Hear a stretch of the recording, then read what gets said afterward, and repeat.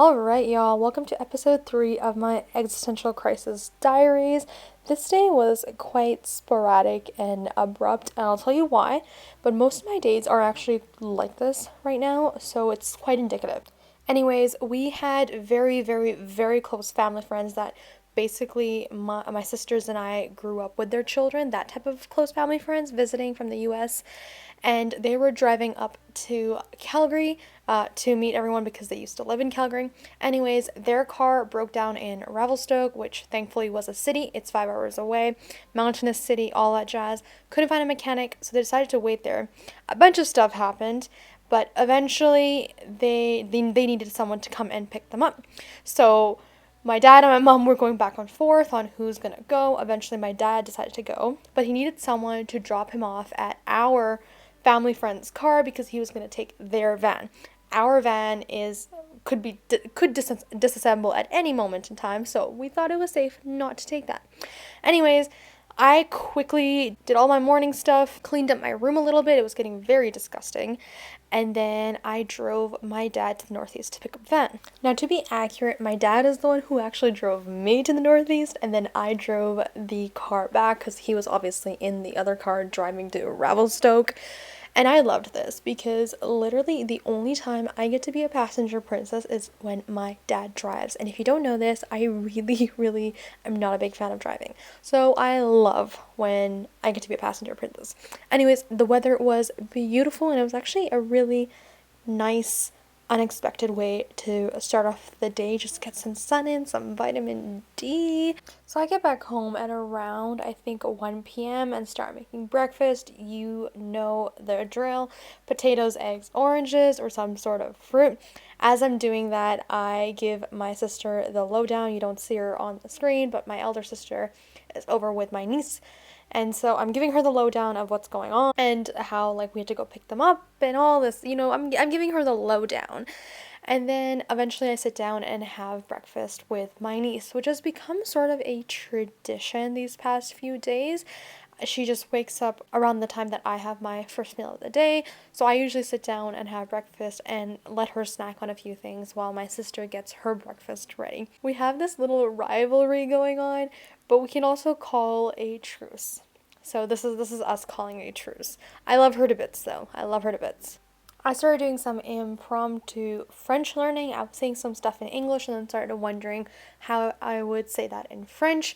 And as I was doing this, my niece was staring at me with the most enthralled look. Like, she's very curious when I speak some French. So it was nice because it's very hard to get her attention. She's always so captivated by what she's doing and just looking at everything. So yes, that was a little me and her time. Got in my supplements. This day I'm taking vitamin D because you know your girl is crazy about vitamin D and I take it when I should take it.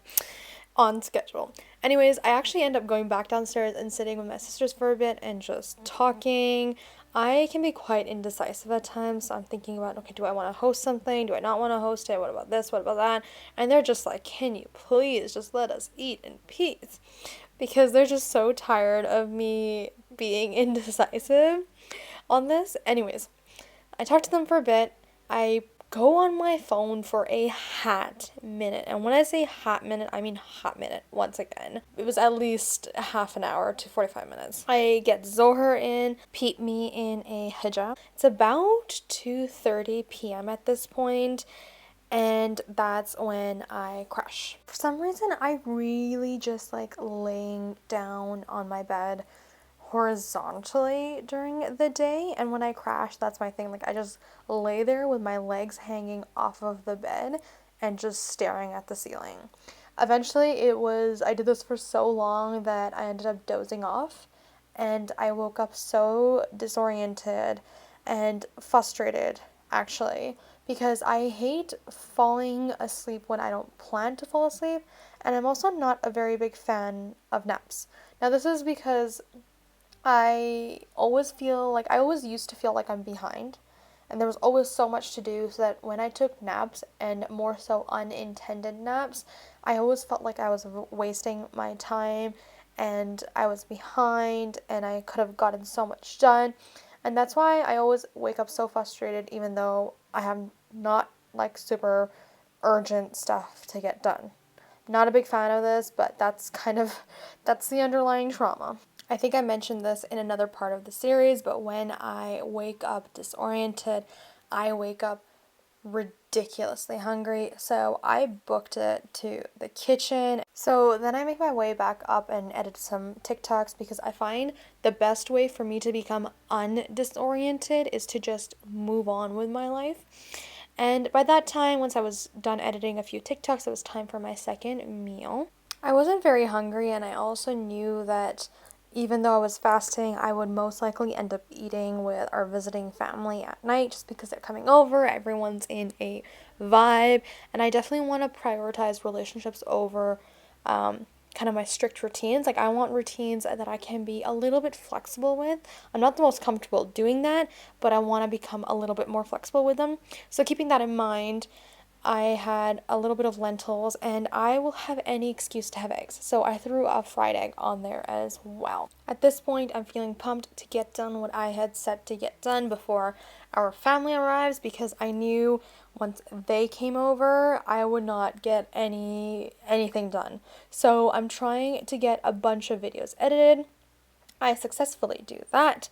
And this was just me sitting down and just hashing it out, like just crunching it out. I want to do a little bit of a reflection here and kind of talk about how I'm feeling during these days. So there's clear progress within these series.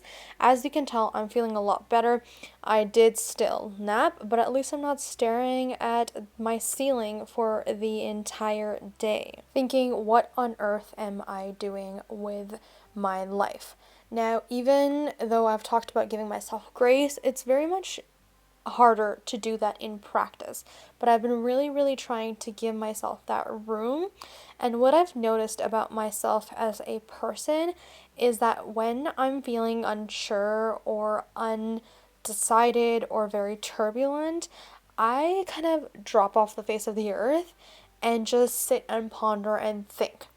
And at that point, I might seem very out of it and people might be concerned about me, but I really just need that time to just think and make patterns and make connections in my head. But once I've made those patterns and connections, then I come back to earth stronger than ever. It's the weirdest thing. Like, I'll disappear and then I'll come back to take over the world. Now, I'll be honest and say I'm not there just yet, or maybe even close, but I am feeling much more clarity because I've given myself the time to make those patterns and connections. I've given myself the time that I need to handle things the way I handle things. And I think that is more than enough for me right now. After editing, I just really just felt like just vibing a bit. So I played one of the tunes that I heard on the radio randomly, and I really felt it. I have a music taste that's all over the place. So you could give me like an EDM song, but then also give me a sad heartbreak song, and I'll jam to both. So at this point, I'm gonna go train. I really wanted to try out my new pink hand wraps. Made a TikTok on them with me trying them for the first time. Go check that out. Link in the description. But I realized that we don't have salad. Let me explain. So my mom and my sister are kind of in the kitchen and they call me over and they're like, hey, we don't have salad to make with the food for our family friends. And I'm like, wait, I remember this because I couldn't find any when I was trying to have lentils. So I make a quick impromptu trip to Walmart. I decided to train after I got back. But when I went to Walmart, I remembered that I wanted to try their unsweetened baker's chocolate. I had this idea in my head that I could use it as a substitute for sweetened chocolate and it'll work out fine. Girl, I was wrong because one, you can see here that I found it extremely bitter, but then I also tried to make the viral oatmeal cookie in a mug recipe, also on my TikTok. Go check that out. I think I also actually posted a YouTube short for it. Go wherever you want and look at that. But yeah, it was... Just use cocoa. That's my review. Just use cocoa. By the time I got home, it was around 9:30 p.m., I believe, and our family friend's ETA was 10 p.m. So I knew I wouldn't be able to get the workout, the training session that I was hoping to, but I was still optimistic. So I quickly did a condensed version of my physio with my niece staring at me, thinking, what on earth is she doing? I get a physio in and a quick MMA session in. I do some Muay Thai. Can you tell by the smile on my face that Muay Thai is my favorite? And then I quickly book it to the washroom. I don't even stretch because I'm frightened. I'm absolutely terrified that they're gonna come, and also I had to read Maghrib. So I go really fast in the shower, except guess what? They had come by the time I got out.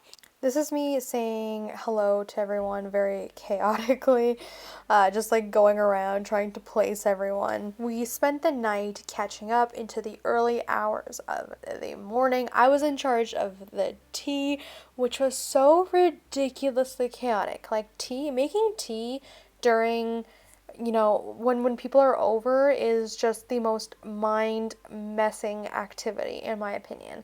It's just like asking people for how much sugar they want and how much they want, and then measuring the number of cups of tea that are like in total you have to make, and then praying to God that you made those number of teas, those number of cups, even though you measured everything. It's a chaotic mess.